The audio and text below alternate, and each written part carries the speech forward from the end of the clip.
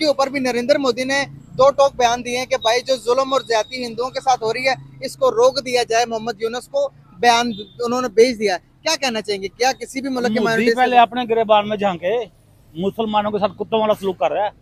वहाँ पे कुत्ते की इज्जत है, मुसलमान की इज्जत नहीं है। अच्छा। इससे आगे भी छूत छात पे चलते हैं। वहाँ पे कौन सी क्लियर महफूज है? वो किस मुंह से कह रहा है? वो वहीं पे भौंक सकता है। वो हमें मुक्ति की मूवमेंट जो पाकिस्तान और मुसलमानों के खिलाफ थी, जहाँ पे फौज के खिलाफ नफरत पैदा की गई थी, हमारे खिलाफ नफरत पैदा की गई थी, आज उनको एहसास हो गया, वो भी मोदी के इकरार जुर्म के बाद। तो ये बात सच है। वो कहता है जी मैंने पाकिस्तानी कौम को कटोरा पकड़ा दिया। तो पकड़ा दिया। हाँ तो यस, हाँ जी, फैक्चुअल कह रहा हूँ। सही बात है। और दूसरी बात इसमें हकीकत की ये है, उसने कहा है कि मैं पाकिस्तान की आवाम से कहता हूँ कि आओ जरा अपना आइटम बम बजमा लो, हम भी लड़ने को तैयार बैठे हैं। सही बात है। हमारे किसी भी लीडर ने नहीं कहा कि हम भी तैयार हैं। नमस्कार दोस्तों, मेरा नाम अनुज धीमान और आप देख रहे हैं नेशन ब्रो। पाकिस्तान के लोग ना जो बांग्लादेश के अंदर हिंदुओं के ऊपर हमले हो रहे हैं उसको देखकर कहीं ना कहीं खुश हो रहे हैं। और ऐसा ही एक वीडियो हम आपको दिखाते हैं जिससे 100% प्रूफ हो जाएगा। वीडियो है डेली स्वैग का। पहले हम लोग वीडियो देखते हैं, फिर हम बात करेंगे इस वीडियो के अंदर जो बातें की गई हैं उसके बारे में। अगर आप भी मेरी तरह रिएक्शन वीडियो बनाकर पैसे कमाना चाहते हैं तो आप मेरा यूट्यूब रिएक्शन का कोर्स खरीद सकते हैं, जिसका प्राइस 1000 रुपए है। स्क्रीन पे मेरा व्हाट्सएप नंबर आ रहा है, अगर आप मुझसे कॉन्टेक्ट करना चाहें तो कर सकते हैं। बांग्लादेश के अंदर से एक बहुत बड़ी न्यूज निकल कर आ रही है। आपको पता है कि बांग्लादेश की क्या सिनेरियोस है? बांग्लादेश के हालात के बारे में पता? जी पता है। क्या हो रहा है वहाँ पे? जो हमने तहरीक के पाकिस्तान में पढ़ा, मुताला पाकिस्तान में पढ़ा, और जो मैंने MA सियासियात में पढ़ा, वो हमें मुक्ति की मूवमेंट जो पाकिस्तान और मुसलमानों के खिलाफ थी, जहाँ पे फौज के खिलाफ नफरत पैदा की गई थी, हमारे खिलाफ नफरत पैदा की गई थी, आज उनको एहसास हो गया। वो भी मोदी के इकरार जुर्म के बाद। 2 साल पहले उसने बांग्लादेश में जाके कहा है कि देखा हमने हमें मुक्ति के जरिए पाकिस्तान को यहाँ से कैसे भगाया। आज उनको ये पता चल गया कि वो बकवास जो कर रहा था वो सही थी। मुखालफों ने हमें जलील और रुस्वा करने में कोई कसर नहीं छोड़ी, और उस वक्त के गद्दारों ने भी कोई साथ देने में कसर नहीं छोड़ी। तो आज जो बांग्लादेश के हालात हैं, और बांग्लादेश के अभी नए प्राइम मिनिस्टर आ गए हैं मोहम्मद यूनुस सर, वो आने के बाद अभी जब बांग्लादेश के शेख हसीना को वहां से निकाला गया तो उसके बाद वहां पर जो माइनॉरिटीज के ऊपर जुल्म और तशद्दुद हो रहा है उसके ऊपर भी नरेंद्र मोदी ने दो टोक बयान दिए हैं कि भाई जो जुल्म और ज्यादती हिंदुओं के साथ हो रही है इसको रोक दिया जाए। मोहम्मद यूनुस को बयान उन्होंने भेज दिया। क्या कहना चाहेंगे, क्या किसी भी मुल्क के मोदी पहले अपने गिरबान में झांके, मुसलमानों के साथ कुत्तों वाला सलूक कर रहा है। वहाँ पे कुत्ते की इज्जत है, मुसलमान की इज्जत नहीं है। अच्छा। इससे आगे भी छूत छात पे चलते हैं। वहाँ पे कौन सी क्लियर महफूज है? वो किस मुंह से कह रहा है? वो वहीं पे भौंक सकता है। अच्छा। अपने आप को बचाने के लिए हमारे साथ उसने जो किया वह बहुत है। अब कुदरत हमारा बदला ले रही है।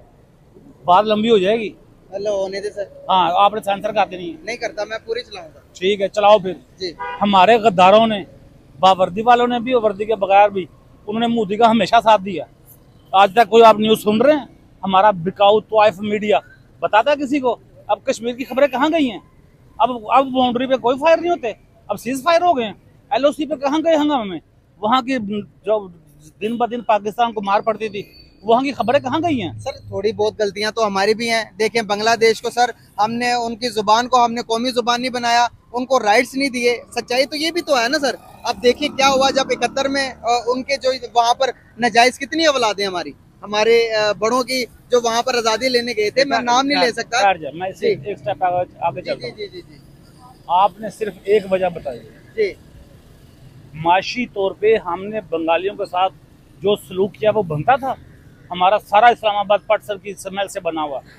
वो पटसन उस वक्त ऐसी आइटम थी जो पूरी दुनिया में सिर्फ बांग्लादेश प्रोड्यूस करता था। सही बात है। हमने उनके पैसे खाए और हमारा अपना इस्लामाबाद बनाया। हाँ जी, बनाया। हमने कम जुल्म किया उनके ऊपर। तो वो तो अलग तो नहीं था सर, जुल्म करेंगे तो फिर बिल्कुल। अब उसका रिएक्शन आया तो अब आपको चीखें पड़ेंगी और चीखें सुनाई देंगी। हमने बड़ा कुछ उनके साथ ज्यादतियों वाला काम किया हुआ। सिर्फ नजायज औलाद नहीं है उनके। यहाँ पे कितने हैं? Do you know that they have a lot of colleges and schools and education lines in Pakistan? वो वहाँ से करते हैं, कमाई यहाँ से करते हैं। सोचे फिर। मैं तो सोच रहा हूँ, आपके सोचने की बात है। मैं ऑडियंस को भी कह रहा हूँ, हाँ, सोच लें। 60 यहाँ पर अभी देखते हैं कि आपने कहा कि नरेंद्र मोदी इस तरह, नरेंद्र मोदी वो वैसा। सर आज आप देखेंगे तो उनका मुल्क माशरती तरक्की के उस बुलंदियों पर जा रहा है जहाँ पर वो ऊपर से हमें देखता तो हम इतने से भी नजर नहीं आते। इतनी वो तरक्की कर चुका हुआ है। वो अब हमारे बारे में बातें ही नहीं करते। हम सोचते हैं कि यार आज इंडिया ने ये कर दिया वो कर दिया, आज वो कहाँ चले गए? अगर माशरती बात करें, एक फैक्चुअल बात करें, जज्बाती बयान बात करूँ तो ये बात सच है। वो कहता जी मैंने पाकिस्तानी कौम को कटोरा पकड़ा दिया, तो पकड़ा दिया। हाँ तो यस, हाँ जी, फैक्चुअल कह रहा हूँ, सही बात है। और दूसरी बात इसमें हकीकत की ये है, उसने कहा है कि मैं पाकिस्तान की आवाम से कहता हूँ कि आओ जरा अपना एटम बम बजमा लो, हम भी लड़ने को तैयार बैठे हैं। सही बात हमारे किसी भी लीडर ने नहीं कहा कि हम भी तैयार हैं।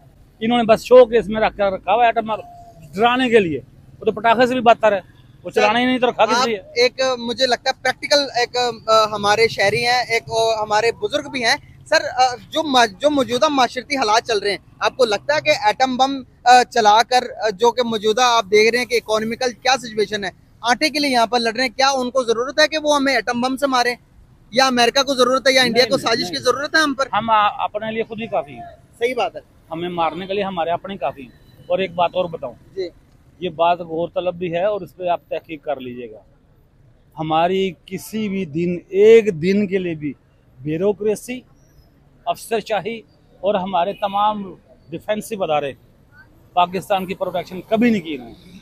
हालातों वाक़यात ऐसे बनते गए कि अल्लाह पाक ने हमारी इज्जत रख ली। सही बात है। वरना रानकश का इलाके का कोई नाम लेता है? ये पाकिस्तान का हिस्सा था। सही बात है।